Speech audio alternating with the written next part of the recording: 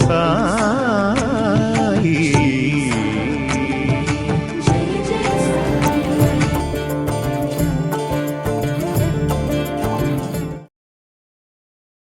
ఒకసారి జానీ అనే భక్తుని స్నేహితునికి తేలుకుట్టి నొప్పితో వెలవెల్లాడిపోయాడు.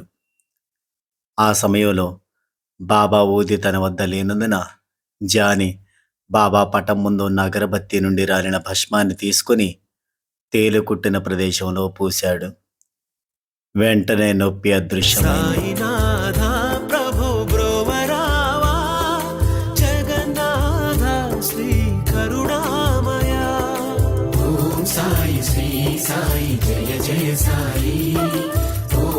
బాబా మహాసమాధి చెందిన తర్వాత సుమారు 1 సంవత్సరానికి నారాయణ్ జానీ తీవ్ర అనారోగ్యానికి గురయ్యాడు. కొన్ని రోజుల పాటు అతను ఆ అనారోగ్యంతో బాధపడిన తర్వాత ఒకరోజు బాబా అతనికి స్వప్న దర్శనమిచ్చారు. ఆ స్వప్నంలో ఒక గుహ నుండి బయటికి వచ్చిన అతని వద్దకు బాబా వచ్చి, ఆందోళన చెందవద్దు, రేపటి నుండి నువ్వు కోలుకుంటావు, 8 రోజుల్లో నీకు పూర్తిగా నయమవుతుంది అన్నారు. సరిగ్గా అలాగే జరగసాగింది.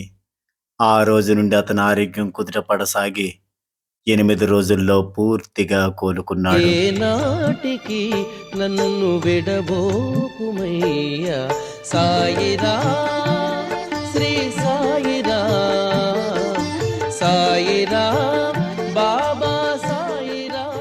ఆ తర్వాత 2 సంవత్సరాలకు అతనికి షిరిడీ దర్శన భాగ్యం లభించింది.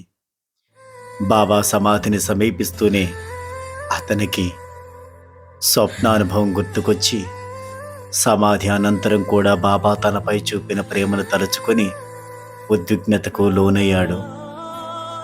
తర్వాత వాడాకి వెళ్ళి తన అనుభవాన్ని దీక్షతో పంచుకొని కన్నీళ్ల పర్యంతమయ్యాడు జానీ.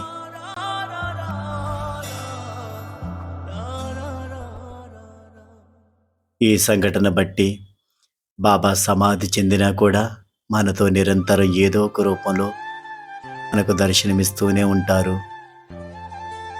కాబట్టి బాబా సమాధి చెందారు, మనకు కనిపించడం లేదు, లేరు అని అనుకోకూడదు. బాబా సమాధి చెందిన సమాధి నుంచి ఇలా స్వప్న రూపంలోనైనా సరే మనకు దర్శనమిచ్చి మన సమస్యలు తీర్చుతారు, మన కోరికలు నెరవేర్చుతారు. జై సాయిరాం.